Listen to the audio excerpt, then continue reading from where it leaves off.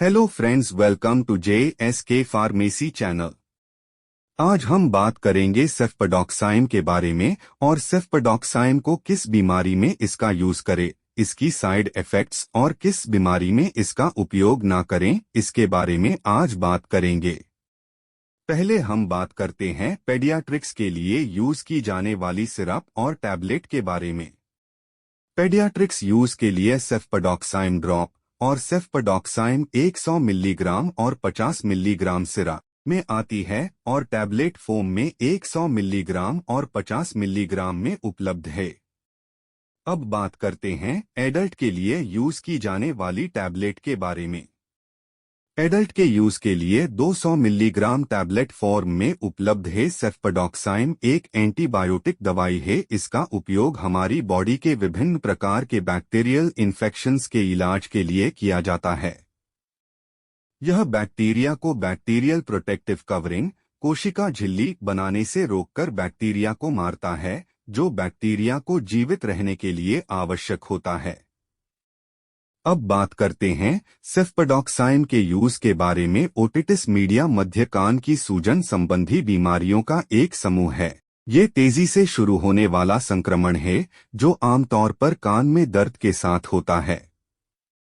यह फेफड़ों के इन्फेक्शंस में असरदार है, जैसे निमोनिया में भी सेफ्पडॉक्साइम का यूज किया जाता है। सेफ्पडॉक्साइम बैक्टीरिया को मार देता है, इसीलिए निमोनिया का खतरा कम हो जाता है।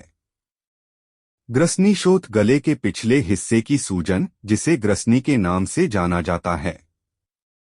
साइनसाइटिस, जिसे राइनोसिनुसाइटिस के रूप में भी जाना जाता है, साइनस की रेखा बनाने वाली श्लेष्म झिल्ली की सूजन है, जिसके परिणामस्वरूप नाक में गाढ़ा बलगम, बंद नाक और चेहरे में दर्द जैसे लक्षण हो सकते हैं। अन्य संकेतों और लक्षणों में बुखार, सिरदर्द, गले में खराश, ऐसा महसूस होना कि कफ नाक के पीछे से गले तक निकल रहा है, साथ ही बार बार गला साफ करने की आवश्यकता शामिल हो सकती है और बार बार खांसी का दौरा पड़ता है। यूरिन इन्फेक्शंस, आंख और नाक का इन्फेक्शन और गोनोरिया जैसी यौन संबंधित बीमारियों में इसका यूज किया जा सकता है। हड्डियां और जोड़ों, त्वचा, रक्त और हृदय के इलाज के लिए यूज किया जाता है।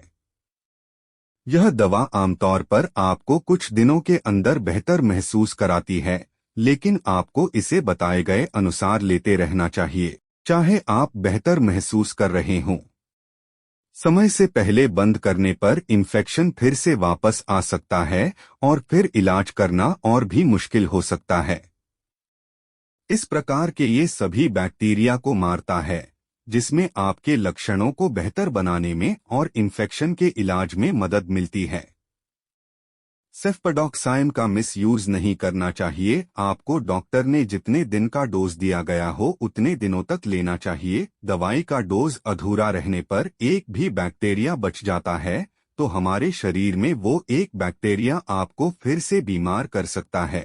इसीलिए एंटीबायोटिक दवाओं का डोज डॉक्टर के बताए गए डोज के अनुसार लेना सही होता है। पेट खराब होने से बचने के लिए इसे भोजन के साथ लें और ये दवाई डॉक्टर की सलाह लेकर ही इसका इस्तेमाल करना सही होता है। अपने हिसाब से दवाई कभी न ले। सेफ्पडॉक्साइम का डोज आम तौर पर दिन में 2 बार दिया जा सकता है और 3 दिन या 5 दिन आपको कितने दिनों का डोज दे वो आपकी बीमार के ऊपर डिपेंड करता है। डॉक्टर के बताए गए डोज के अनुसार लेना बेहतर होता है। आपको डॉक्टर ने जितने दिनों का डोज दिया हो वो डोज खत्म होने से पहले आपकी बॉडी को अच्छा महसूस लगने लगे या आपकी बीमारी ठीक हो जाए तो आप ये एंटीबायोटिक लेना बंद कर देते हैं। उसके बाद इस बीमारी का एक भी बैक्टीरिया बच जाता है और भविष्य में कभी भी आपको यही बीमारी वापस होती है तो आपको ये एंटीबायोटिक दवाएं आपकी बॉडी में कोई असर नहीं करेगी, क्योंकि आपने पहले इस एंटीबायोटिक का डोज खत्म नहीं किया था। वो बचा हुआ बैक्टीरिया इस एंटीबायोटिक के सामने ज्यादा ताकतवर हो गया होगा। इसे एंटीबायोटिक रेजिस्टेंस बैक्टीरिया कहते हैं। इस रेजिस्टेंस से बचने के लिए आपको एंटीबायोटिक के डोज डॉक्टर के बताए अनुसार पूरे लेने चाहिए। अब बात करते हैं सेफ्पडॉक्साइन के साइड इफेक्ट्स के बारे में। इस दवा के सबसे आम साइड इफेक्ट में वॉमिटिंग आना और डायरिया जैसे साइड इफेक्ट्स शामिल है।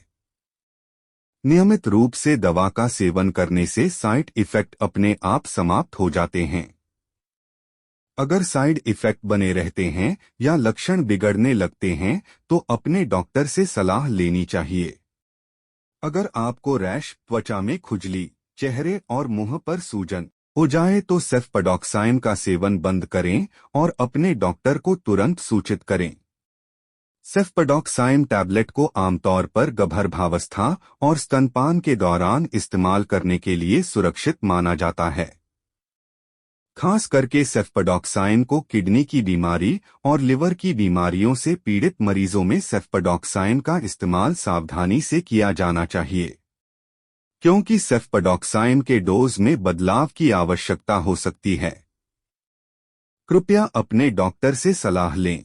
ऐसी ही और दवाओं की जानकारी के लिए अभी चैनल को सब्सक्राइब करें। धन्यवाद।